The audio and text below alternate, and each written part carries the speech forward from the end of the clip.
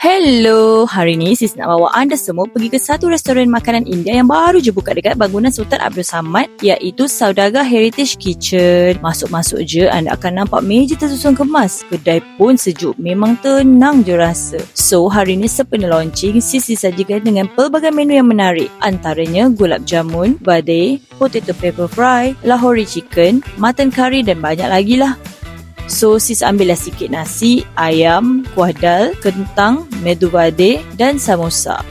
Kita rasa medu vade ni dulu. Bentuk dia macam ni, rasa dia sedap. Rasa-rasa rempah yang tak begitu kuat, just nice je. Untuk nasi ni pula, bila dah makan dengan ayam dan kentang memang ngam teruk lah kan. Cukup rasa, kari dan rempah tu memang terasa. Sedap betul. Kalau pergi restoran India ni, tak lengkap lah kalau tak minum masala tea kan.